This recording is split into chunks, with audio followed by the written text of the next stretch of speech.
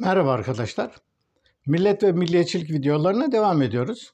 Bildiğiniz gibi milliyetçilik konusunu ele almamın nedeni insanı anlamak, insanın neliğini kavramak açısından yaptığımız çalışmaların bir parçası olarak bu konuyu ele attım. Bir felsefeci olarak son bilimsel gelişmelerden yararlanarak değişik insani meseleleri, insanı ve insan topluluklarını ilgilendiren sorunların nasıl ele alınabileceğine ilişkin felsefi bir bakış açısı sunmak, yöntem bilimsel yani metodolojik açıdan konuların nasıl ele alınabileceğine ilişkin felsefi bir perspektif sunmak benim amacım. Yoksa ben burada herhangi bir konu hakkındaki bütünleşmiş görüşlerimi sizlere anlatmak ya da savunduğum bazı görüşlere yeni taraftarlar bulmak için bir şeyler anlatıyor değilim. Daha önceki videolar dizisinde defalarca anlattım.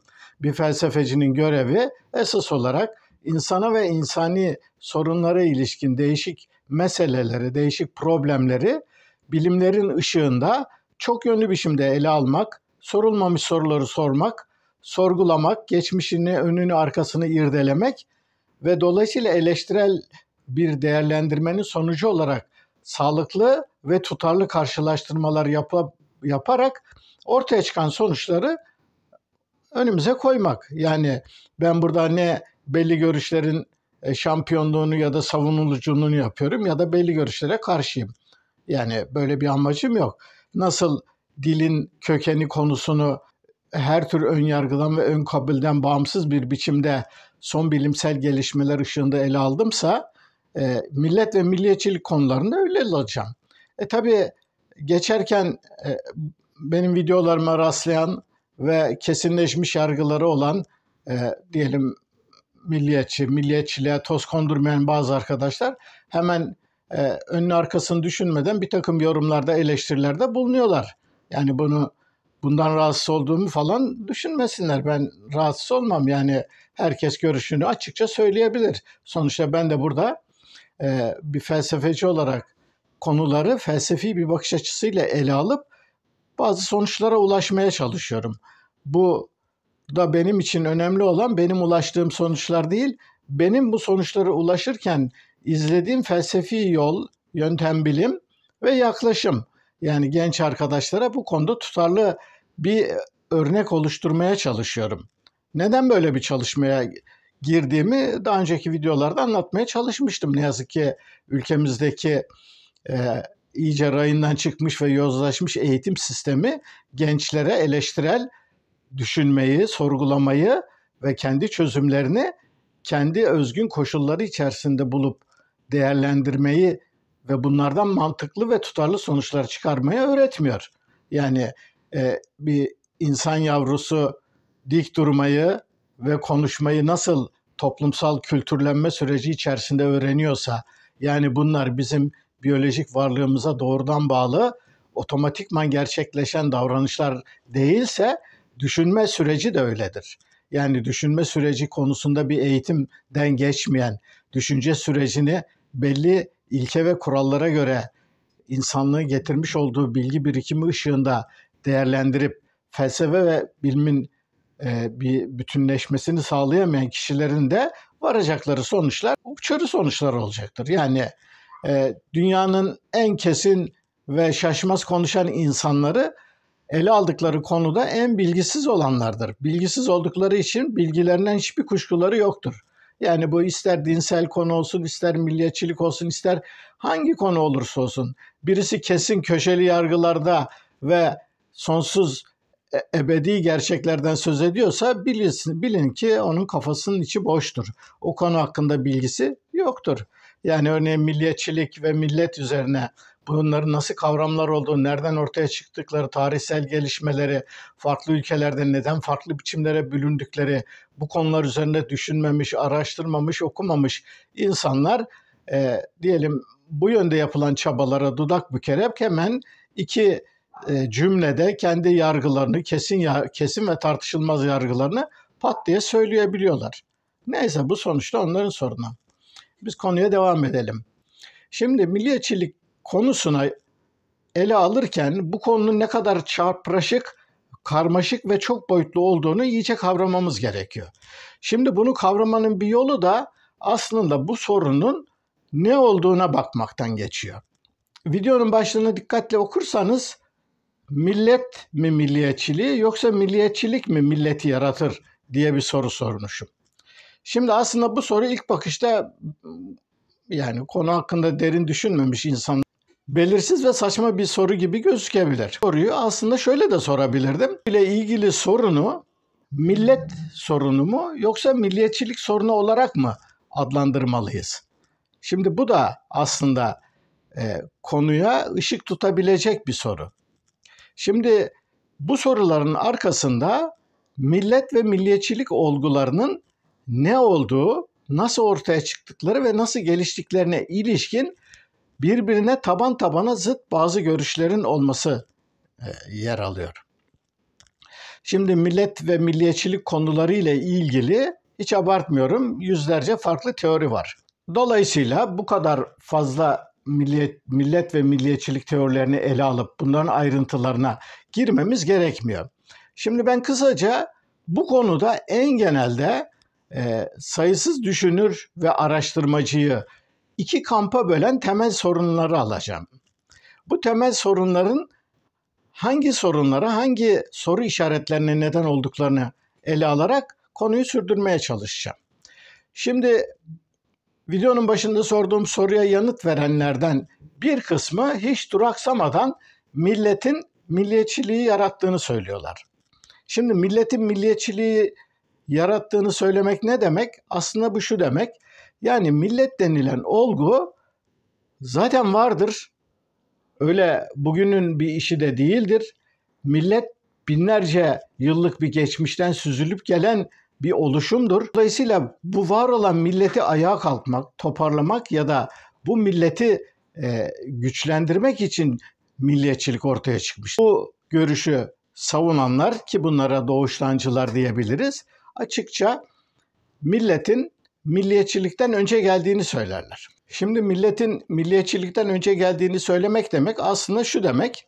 Yani milleti oluşturan esas kurucu unsurun etnisite olduğunu, yani etnik toplulukların zaman içerisinde millet olarak adlandırıldıklarını, geçmişte tarihin derinliklerine gittiğimizde milletin esas olarak etnik grupların değiştirilmesiyle oluşmuş olduğunu söylemek demektir. Şimdi bu anlayışa göre örneğin Türk milletinden söz edelim. Yani Türklerin tarihi 8. yüzyıldan eskisine ilişkin doğru düzgün pek bir şey bilmiyoruz. Yani bu bilmememiz şöyle bir şey. Örneğin diyelim Hunların Türk olduğu söylenir. Hatta Cumhurbaşkanlığı forsundaki 16 devletten birisi de Hunlardır. Ama Hunların kurduğu birliğin, imparatorluğun, Bozkır İmparatorluğu'nun bir Türk imparatorluğu olup olmadığı bile meçhuldür.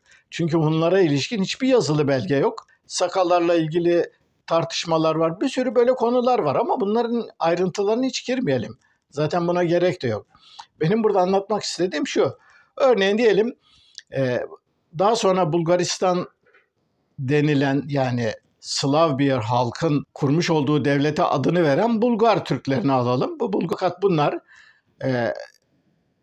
Bu Türkler zaten Bulgar adının da bulgamak, karıştırmak anlamına gelen bir Türkçe sözcükten geldiği söyleniyor.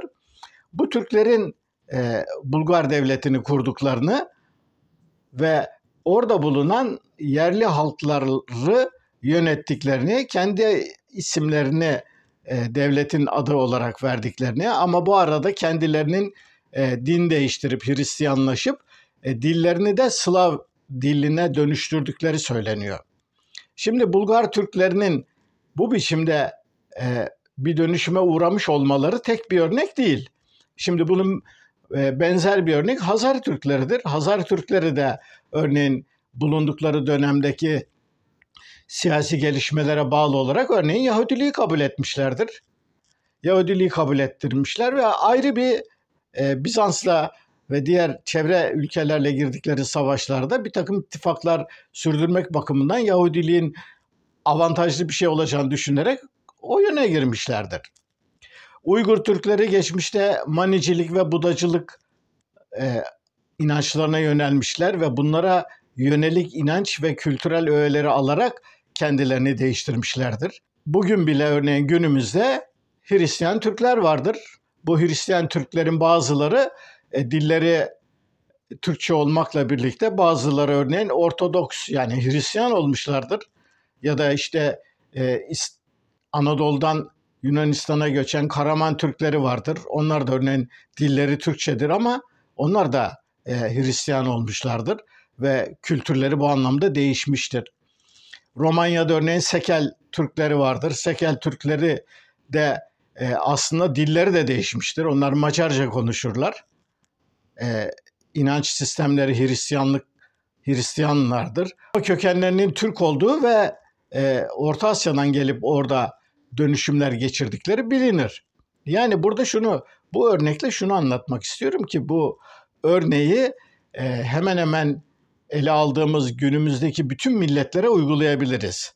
Yani her milletin geçmişinde bir etnik kökenden süzülüp geldiği ve o etnik kökene bağlı olarak bugün milletleştiğini söylemek doğru bir şey değil. Çünkü etnisitenin kendisi zaten sınırları belirsiz ve oldukça oynak uçucu bir kavram. Yani etnik grup dediğimiz yapılar, etnik grupları oluşturan değişik kültürel ve çevresel koşullar bulunuyor. Bu koşullar hızla değiştiğinde, örneğin 2 kuşak içerisinde bir topluluğun dili bir başka topluluğa dönüşür.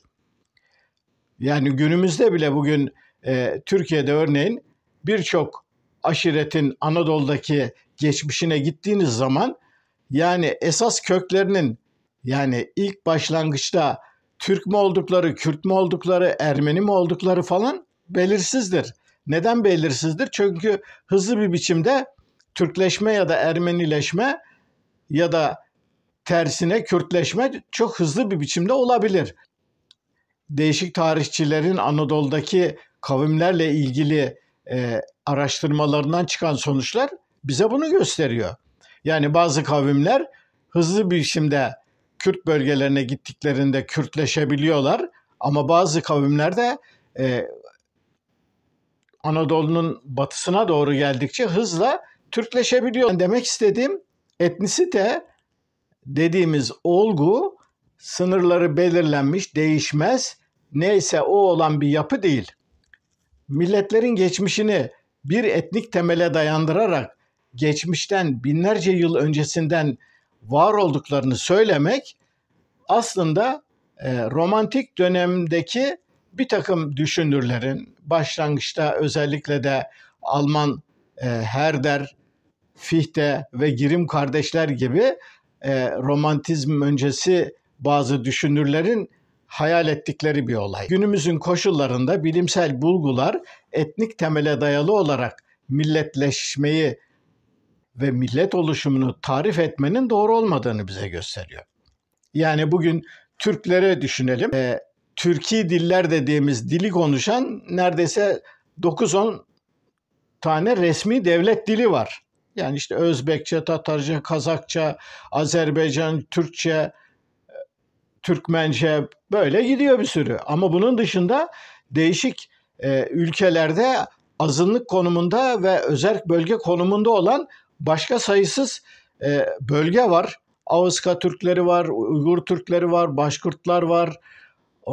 Yani böyle bir sürü Türk toplulukları var ve bunların her birinin değişik ortamlar ve geliştirdikleri kültürler var. Ve bunların bazılarının dilleri o kadar birbirinden uzaklaşmıştır ki yani bugün biz bir Yakut'la, bir Kazak'la konuşmaya çalışsak kolay kolay anlaşamayız. Şimdi durum böyleyken millet oluşumunu, milletin olmasını tarihin geçmişine binlerce yıl önceki etnik yapılara dayandırmak son derece anlamsız bir çaba. Zaten durumun böyle olmadığını biz açık bir biçimde biliyoruz. Nereden biliyoruz? Bir önceki videoda da anlatmıştım. Yani Büyük Fransız Devrimi'nden önce örneğin Fransa'da, Avrupa'da, Almanya'da, İtalya'da hiçbir ülkede bugünkü bildiğimiz anlamıyla bir milletten, bir milletleşmeden ve bu milletlerin kurduğu devletlerden söz edilmiyordu. Yani Büyük Fransız Devrimi'nin olduğu dönemde örneğin Almanya'da neredeyse 300'e yakın devletçik vardı. Yani bırakın Almanlığı, Almanlık diye bir kavram zaten hiç yoktu.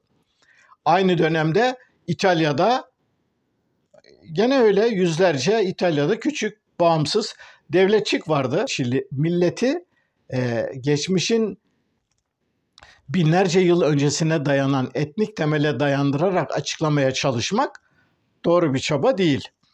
Yani bugün bile İngiltere'de örneğin İngiliz Kralı Charles, bugün 3. Charles diye geçiyor. Charles bile aslında yarı yarıya Almandır. Yani İngiltere tarihine baktığımızda İngiltere'yi yöneten kralların çoğu Alman kökenlidir. Öyle az buz da değildir yani. Yani Kraliçe Victoria'dan başlayarak sayısız krala, ki günümüzde bile Charles örneğini verdim. Şimdi bu neyi gösteriyor? Bu geçmişte Orta Çağ'da ülkelerin, devletlerin esas olarak hanedanlara, yani o ülkeyi yöneten soylu bazı ailelere dayandıklarını gösteriyor. Nitekim Orta Çağ Avrupa'sında, yani merkezi devletler ortaya çıkana kadar devletleri yönetenler esas olarak hep aynı hanedanın değişik üyeleriydi. Yani Büyük Fransız Devrimi sırasında 16. Louis'nin karısı Marie Antoinette'ti. Marie Antoinette aslında Avusturyalı bir kadındı ve dolayısıyla onun kraliçe olmasında bir sakınca görülmüyordu. Yani Fransa kraliçesi Avusturya kökenli birisi rahatlıkla olabiliyordu. Çünkü millet dediğimiz bir olgu o dönem için yoktu. Asıl olan millettir. Milliyetçiliği milletler yaratır görüşünün karşısında tam tersinde asıl olan milliyetçiliktir. Milletleri yaratan milliyetçilerdir görüşü yer alıyor. Şimdi bu görüş ilk bakışta biraz garip gibi gözükebiliyor ve bu görüşün savunucuları aslında birinci görüşün savunucularının oranla çok daha fazla. Yani milleti esas olarak bir icat, bir kurgu, bir yeniden oluşturma çabası olarak tarif eden bu anlayışın birçok saygın ve önde gelen temsilcisi var. Dikkat ederseniz böylesi bir anlayış esas olarak iradeci, yani belli öznelerin bilinçli çabalarıyla milletlerin oluşturulduğunu söylemek anlamına geliyor. Nitekim bu görüşün savunucuları milleti tarif ederken millet belli bir dönemde bir araya gelmiş ve belli bir irade ortaya koyan insanlar topluluğu olarak tanımlanıyor. Şimdi bu insanların bir araya gelmeleri ve bu iradeyi ortaya koymalarının değişik yöntemlerinin olduğu söyleniliyor. Örneğin Hobsbawm bu bir araya gelmenin esas olarak geleneklerin icadı, yani geçmişteki bir takım kültürel özelliklerin belli bir milleti oluşturacak bir geleneğe dönüştürülerek böylesi bilinçli çabalarla milletlerin ortaya çıktığını söylüyor. Ama örneğin Benedict Anderson hayali cemaat olarak bunu tanımlıyor. Hayali cemaat de şu, aslında olmayan bir kavram, yani bir millet olgusunu belli önderlerin, belli grupların bir araya gelerek kendilerini millet olarak inşa ettiklerini söylüyor ve bu çalışma bazen bir örgütlü siyasi çalışma olduğu gibi bazen kültürel çabaların bir sonucu olarak da gündeme gelebiliyor. İnşacılar dediğimiz, yani milliyetçilerin milletleri oluşturduğunu ve böylelikle ulus devletlerin ortaya çıktığını söyleyen düşünürlerden birisi de Ernst Gellner. Ernst Gellner bunun aslında siyasi bir çaba olduğunu ve bir takım siyasi örgütlenmelere giden önderlerin bu işi yaptıklarını söylüyor. Aslında bunu söylerken de bir takım örneklerden hareket ediyor ve nitekim bu konuyu doğrulayacak örnekler de var. Örneğin İtalyan Birliği'nin kurucularından ve İtalyan milliyetçiliğinin önderlerinden Massimo de Azeglio şöyle söylüyor: İtalya'yı kurduk, şimdi görevimiz İtalyanları yaratmaktır diyor. Bu aynı durumu Polonya milliyetçiliğinin önderlerinden Pilsudski de şöyle ifade ediyor. Milleti kuran devlettir. Yoksa millet devleti kurmaz diyerek bu gerçeği ifade ediyor. Şimdi bunun en somut ve çarpıcı örneklerinden bir diğeri de örneğin Türk milliyetçiliğidir. Şimdi Türk milliyetçiliği dediğimizde tabii kafalar bu konuda biraz karışık olabiliyor. Çünkü ırk temelde, yani etnisite temelde milleti tarihin binlerce yıl öncesine, bir Türklük etnisitesine dayandıranlar Türk milletinin binlerce yıldır var olduğunu söylüyorlar. Bu ayrı bir mesele. Bunu biraz önce değerlendirmesini ve eleştirisini yapmıştım. Fakat örneğin Atatürk milliyetçiliği böyle bir şey değil.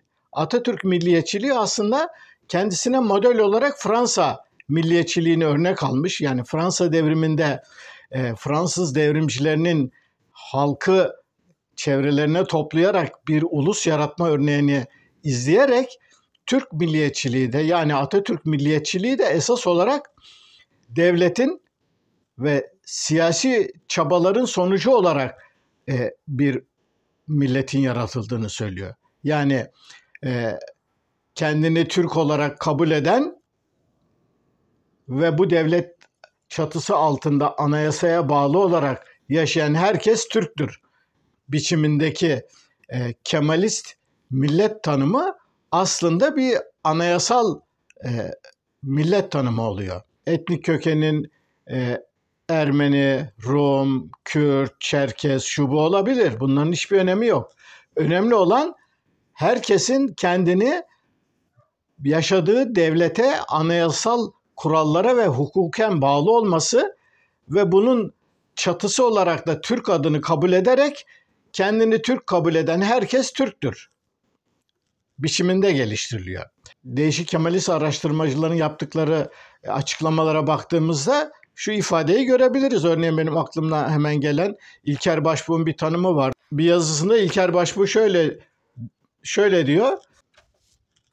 Türkiye Cumhuriyeti'nin kurulması bir devrim hareketidir. Bu devrimin amacı Türk milletini yaratmaktır. Evet, aynen böyle söylüyor. Dolayısıyla Atatürk milliyetçiliğiyle bazı Turancı denilen, yani işte daha önce de söylediğim gibi milletleri geçmişe binlerce yıl öncesinin etnik temellerine dayandırmaya çalışanların söyledikleri milliyetçilik kuşkusuz farklı.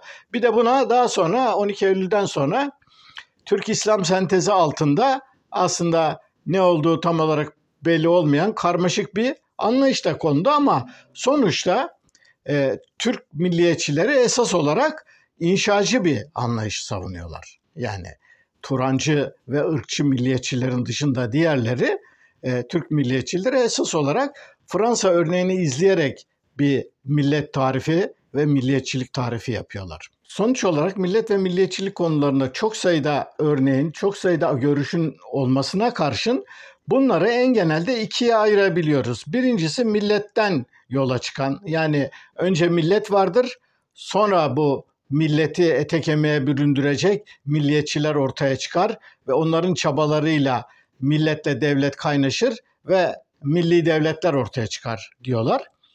Bunun karşısında yer alan ve kendi içerisinde son derece farklı görüşlere dayanan anlayış ise milletlerin aslında kurgusal yapıntı, yani icat edilen siyasi, kültürel ya da değişik çalışmalarla oluşturulabilen toplumsal oluşumlar olduğunu ve dolayısıyla milliyetçiliğin milletten önce geldiğini söylerler. Şimdi milliyetçiliğin milletten önce geldiğini söyleyenlerin dayandıkları noktaları ileride ayrıntılı biçimde ele alacağız. Örneğin Hobsbawm'ın geleneğin icadı ya da Benedict Anderson'un hayali cemaatler ya da Ernst Renan'ın millet günlük bir halk oylamasıdır biçiminde ifade edilen anlayışı, bu tür anlayışlık çeşitlemeleri mevcut. Bu videoda konunun ne kadar karmaşık ve çok boyutlu olduğunu ortaya koymak için sorunun adlandırılmasının bile belli tartışmaların neden olduğunu ortaya koymaya çalıştım. Yani meseleyi bir millet meselesi ya da milliyetçilik meselesi ya da millet ve milliyetçilik ilişkisinde milleti ya da milliyetçiliği öne almak aslında bu sorunu nasıl ele alıp nasıl incelediğinizi tümden belirleyebiliyor. Önümüzdeki videolarda bu konuların ayrıntılarına girmeye çalışacağız. Kolayca görebileceğiniz gibi bu sorun basit bir sorun değil. Çok boyutlu, çok ögeli ve oldukça karmaşık bir sorun. Beni dinlediğiniz için teşekkür ederim. Yorum yapan, eleştiren, destekleyen bütün arkadaşlara teşekkür ediyorum. Bir sonraki videoda buluşmak üzere. Hoşça kalın.